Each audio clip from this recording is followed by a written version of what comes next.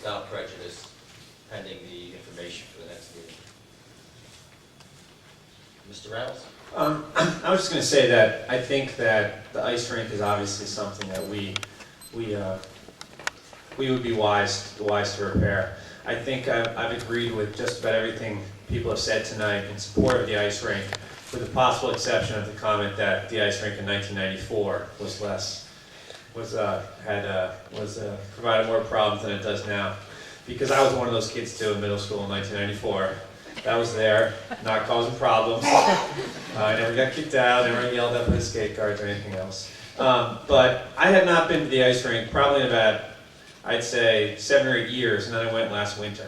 And I'd gone on Saturday afternoon, and I had not expected to run into the amount of people that I ran into. The place was packed. And I think that, as we've stated many times, last year the rink made money. Obviously what we're looking at here is it's not an easy fix. I think we've looked long and hard at the ways that we can save money here. I think when you hear adults, when you hear children, when you hear Sophia talk about what the ice rink means to them, I think it really hits home that this is one of those things that residents in the city of Bethlehem truly treasure. I know I and the rest of the people on council have gotten lots of emails, I've gotten lots of phone calls, I've had lots of people say, oh, we need to make sure that ice rink opens on time. And I think that going forward, the ice rink is something that we should fund. Obviously, we wish that it didn't cost so much, but as we've said, it's old.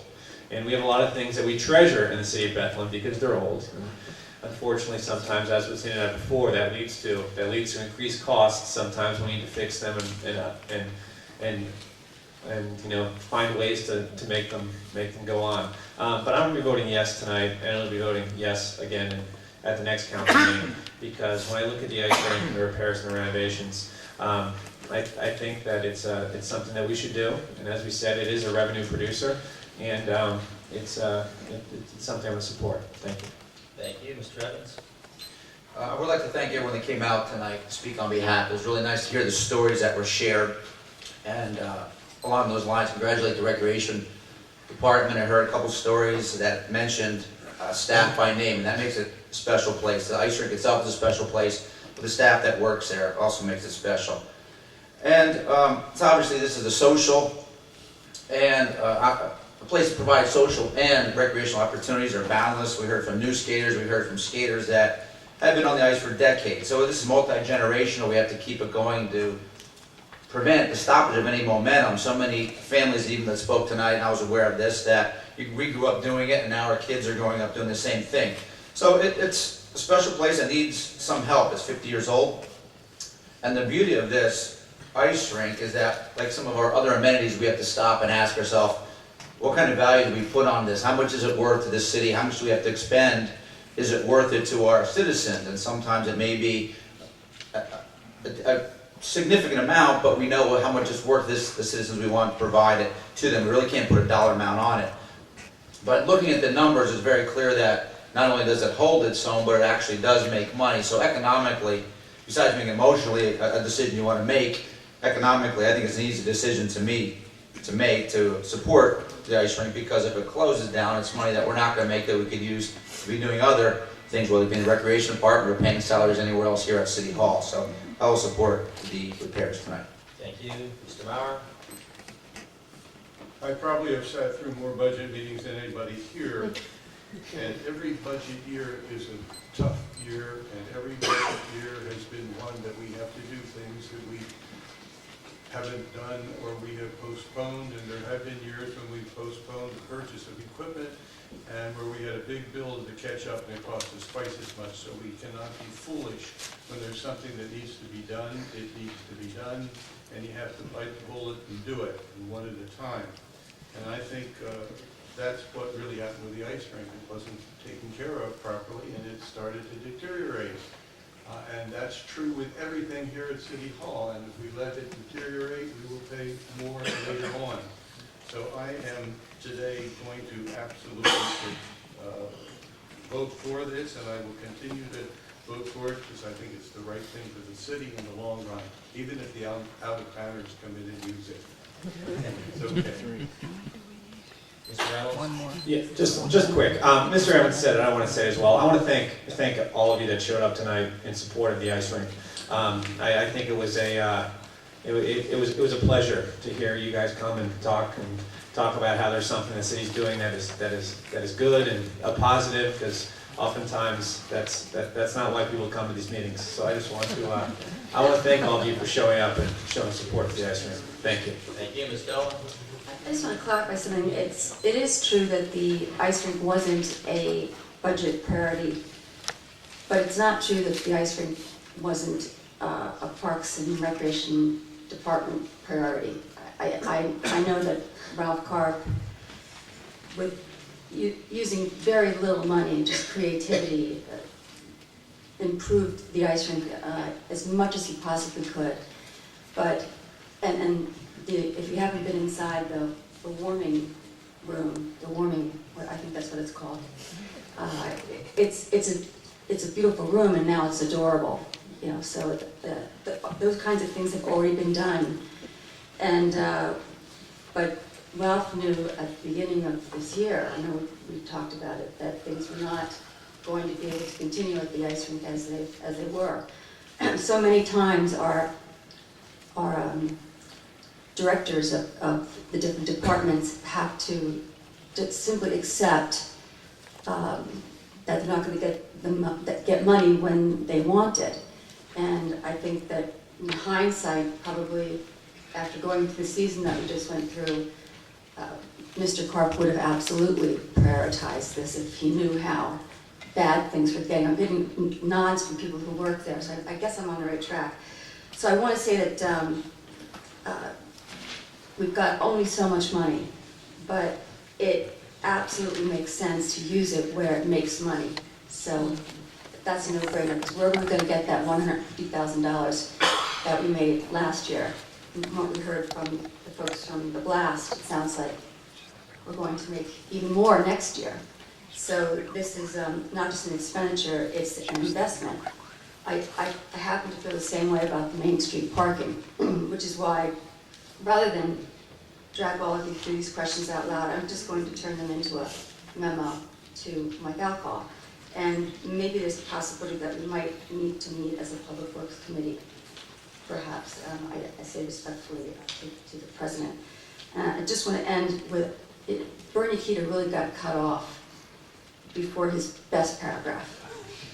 And I circled it as soon as I read it, and I forgot to say it. It says, I'll take exception to cut off time. Okay. Point of clarification. Okay, all right. But is it all right if I just read Go this? right ahead. Because I think you all need to hear this.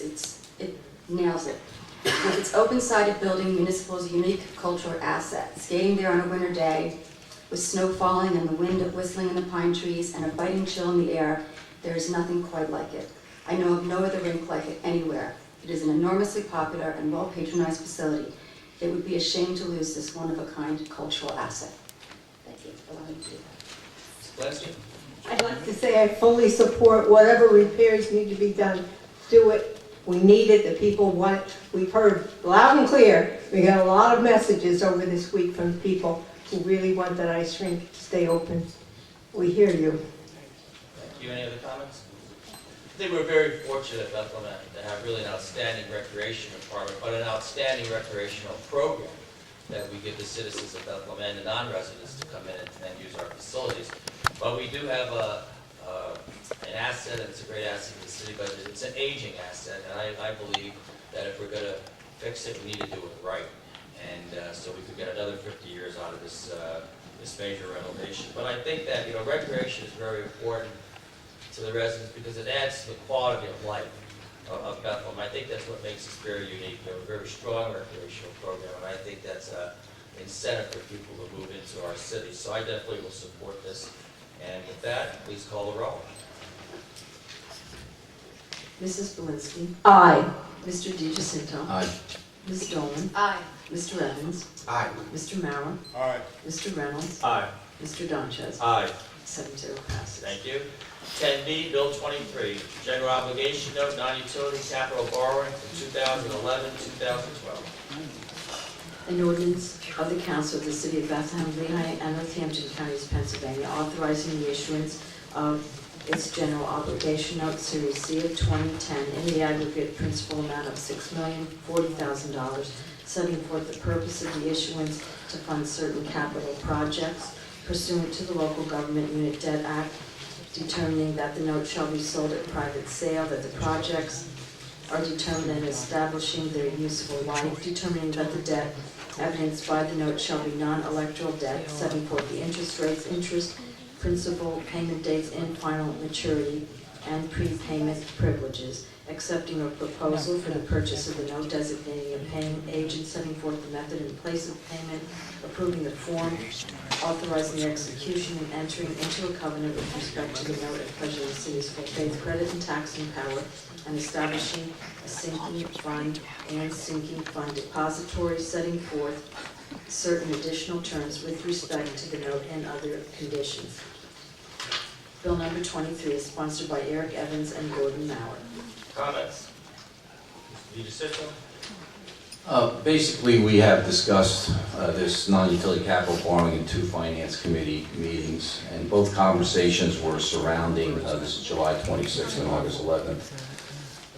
Both these were surrounding an audit of the city that did not really portray the city's financial performance in 2009 as being very good. There were a lot of reasons: the economy, history. I probably rattled off a few others during the meeting. I still believe the city is going to be cash challenged in the second half of this year, and probably into 2011, and that probably needs to be stabilized. This is what I stated back in the Finance Committee meeting last week. The city administration did represent at the audit meeting that they were attempting to view the remainder of the 2010 year in a very thrifty way, frugal way, and we'll consider that in their 2011 budget cycle. They did make suggestions on how to handle the cash problems, and these are things that typically occur in the back half of the year for the city. The chair of the Finance Committee, Mr. Reynolds, did suggest at the first meeting to try to move this from 6.6 to 5.0. President of City Council suggested $4 million. We didn't get the either number. We're at 5.8. I'm still not convinced that this money is all going to go to its intended uses because of the cash issues, the shortages. We have bills to pay, payroll, and that all needs to be covered, and I want that to be covered. So I did not vote for this in committee to move it forward, and I will not vote for it tonight also.